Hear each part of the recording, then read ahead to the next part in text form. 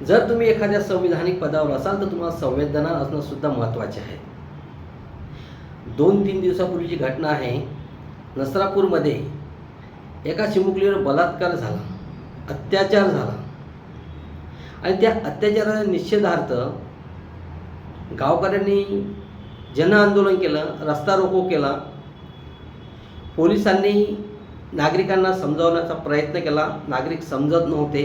मुख्यमंत्र्यांनी सुद्धा गुन्हेगाराला कठोरात कठोर शिक्षा करू असं घोषणा केली, तरीसुद्धा स्थानिक नागरिक शांत होत नव्हते. त्यांचा रस्ता रोको सुरू होता.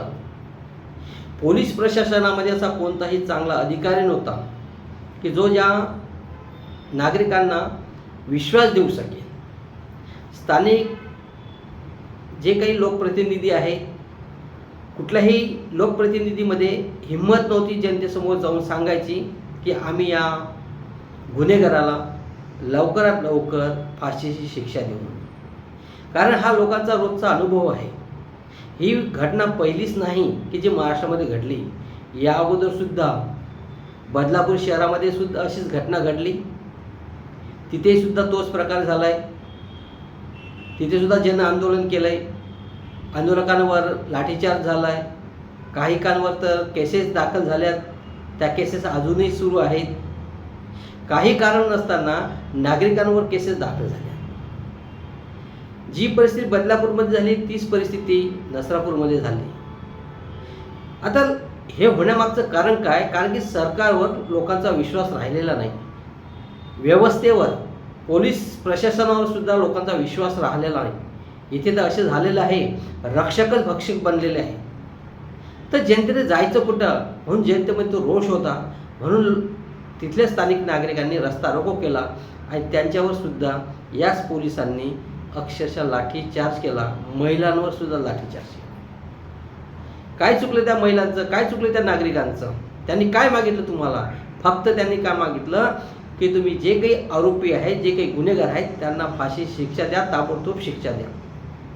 मुख्यमंत्री आम्ही फास्ट ट्रॅकवर घेऊ. फास्ट ट्रॅकचा अर्थ काय हो? फास्ट ट्रॅक म्हणजे काय हेच लोकांना अजून समजत नाही.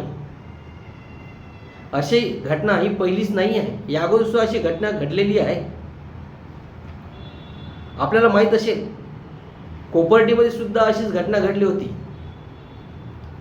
3-4 तरुणांनी एका मुलीवर अत्याचार केला होता. तिला सुद्धा मारून टाकण्यात आलं होतं. काय केलं?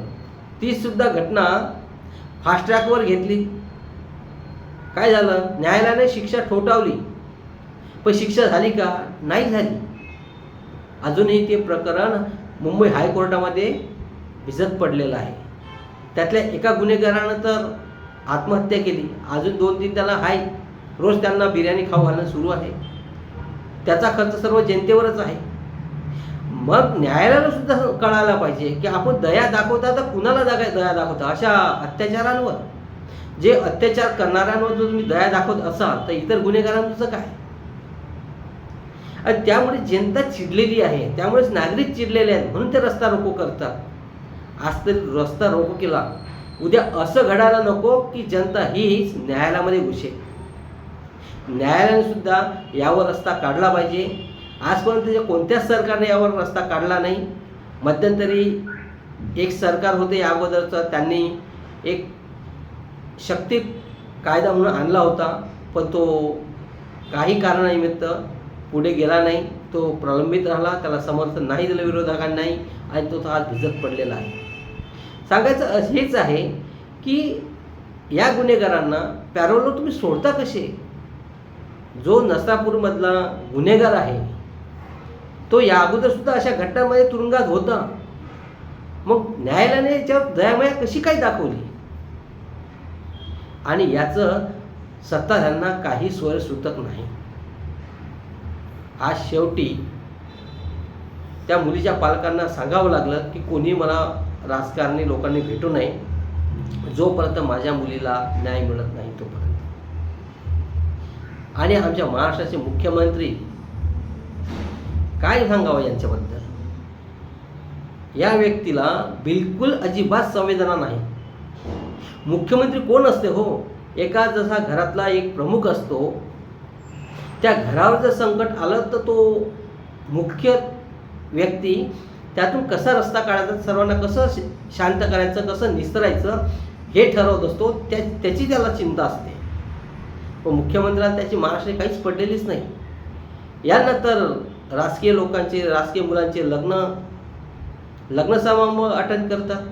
त्या इंदुरकरांच्या मुलीचं लग्न महत्त्वाचं की नसरापूरच्या मुलीच्या केसेस महत्त्वाची? आपण काय केलं पाहिजे, कशात चिंता केली? एखादा मुख्यमंत्री जर असता, खरंच त्याला संवेदना असत्या, तो बिचारा आपल्या कार्यालयात गेला असता, सर्व अधिकाऱ्यांना बोलून यावर कसा रस्ता काढायचा चिंतन केलं असतं. आणि महाराष्ट्रात रोज हे होत आहे. मग आपली सुरक्षा रक्षक काय करतात?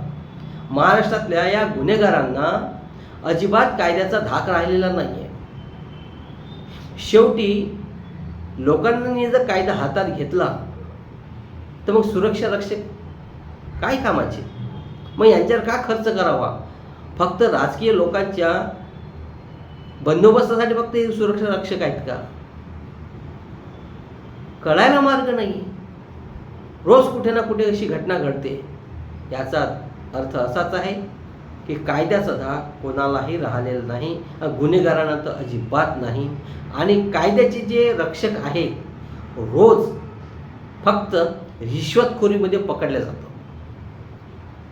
रोज कुठे ना कुठला ना कुठला अधिकारी रोज रिश्वतखोरीमध्ये पकडला जातात आणि छोटी मोठी लाखोमध्ये रिश्वत घेत आहे. काय करायचं? वेळ हाची निघून जाईल. मुख्यमंत्र्यांनी थोडं लक्ष दिलं पाहिजे. नाहीतर जनता तुम्हाला नेपाळसारखी किंवा श्रीलंकेसारखी सोय करून ठेवते. ती वेळ येऊ देऊ नका आणि जनतेला विश्वास द्या आणि गुन्हेगारांना फाशीची शिक्षा द्या.